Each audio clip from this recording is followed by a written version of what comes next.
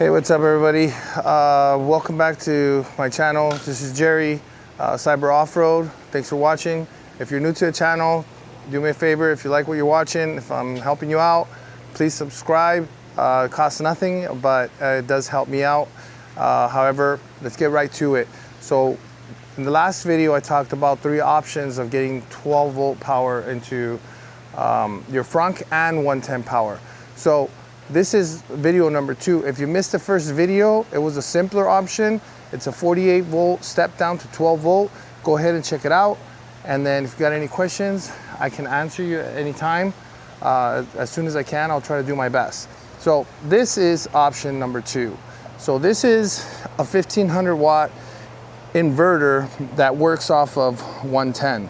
So I actually made I'm gonna remove this here because I'm working on a new switch panel.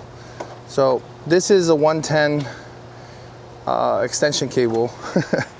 And I actually made a bracket. I made my own custom bracket that sits in there. Just like that. And then I actually bolted the inverter to the bracket and it stayed right there.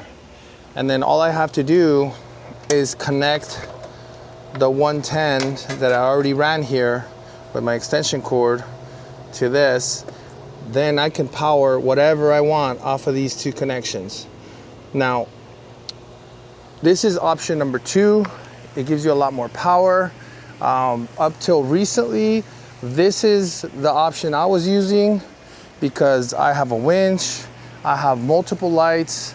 It works very well if you don't need an extreme amount of power, and I'll show you how I ran the extension cord. So this is kind of where it ended up. It's not clean. It's gonna actually get tucked in back there all nice and clean. I just, for removal purposes, I wanted to just show how this got done. But so this, imagine, gets connected to that, and all your auxiliary power gets connected to the plus and negative. So the extension cord goes right into this hole, and then my liner is removed right now because I'm replacing it, but the liner would actually cover it because the liner, plastic liner, would cover that whole well right there. So this would be tucked right above the liner, but you see it comes out of that hood, comes down to there. Then I tuck it into this battery corner right here. And I actually have more cables in there. I'm gonna explain that on the next video, but for now, this will work just fine. It goes all the length of the truck, just like this. And then it goes here, and then you could do the same thing. You go up over this firewall, over this liner right here, come up and down, and then right here, you just shoot it over to the other side through here. And then I got a 90 drop down right here for my extension cord, but you could see the extension cord in there. And I just wanted it to be cleaner this way. But that's how I got 110 power all the way to my front. See the extension cord? So again, it goes from here, it cuts across now. I'm gonna show you the way I did it now.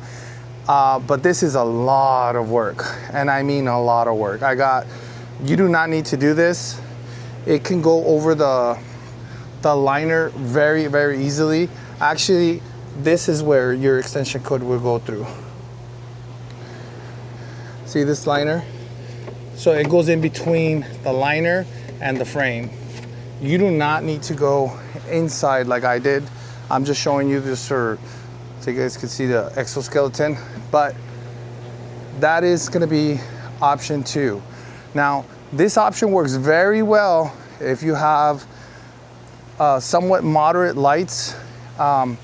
It works with the winch, but what we have noticed, again, just like everything, pros and cons. The winch takes up a lot of juice.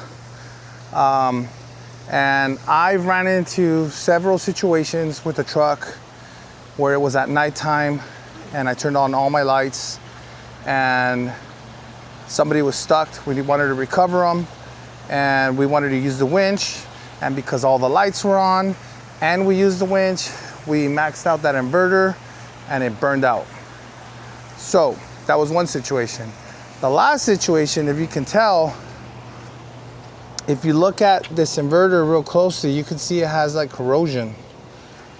If you look at one of my last videos, when I went to Pismo, I was driving through the ocean right on the edge, and I guess somehow water got in there and it fried it as well. So, you know, everything was fine until I hit water.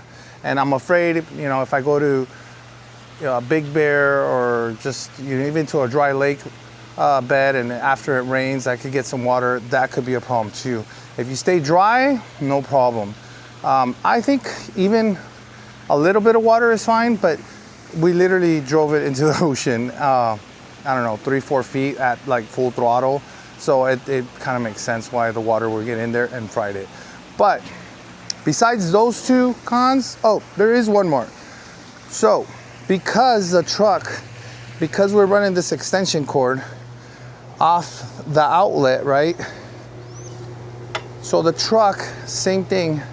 There's two cons to this, right? These outlets, after 20% of your battery, if you've been riding around all day, after 20%, the truck automatically disables the outlets. So if you're like on your last run and you get under that 20%, you're gonna lose the 110. So you're gonna lose the power, you're gonna lose the lights, you're gonna lose your winch, and there's nothing worse than needing that winch, those lights, you know, than if you happen to be under the 20%, okay? Now, I can't think of a lot of reasons, unless you're me and you're running still in the desert at 20%, but if you were planning to charge overnight at base camp with a generator, then I guess you could be running under that 20%. Now, part two of that con, these outlets, if you charge with a small generator, because it's not DC fast charging, they automatically disable. These chargers work when you're at a supercharger because it's DC to DC. So they all keep working if you're at a supercharger. But if you're using anything but a supercharger, they stop working. So between those two cons, I weighed my options and I actually came up with a whole different version, which is gonna be type 3 of how you can get power 12 volts. And in my opinion, it's gonna be a little bit more bulletproof. It's gonna be waterproof. It's gonna be battery proof. It's not gonna affect me if I go all the way to 5%, 2%, 20%, it's not gonna affect me at all. I'm also gonna gain the fact that the truck is not gonna waste battery off of the truck battery. Make sure to watch the next video. That's gonna be type 3. Thank you for watching. This was type 2. I know it's a little confusing. If you do have any questions, do me a favor, hit it in the comments.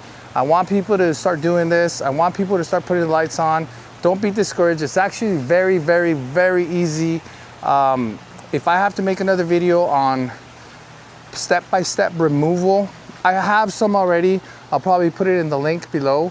But if I need to make a separate video of how to exactly get the extension cord step-by-step, I would be more happy to help. Thank you.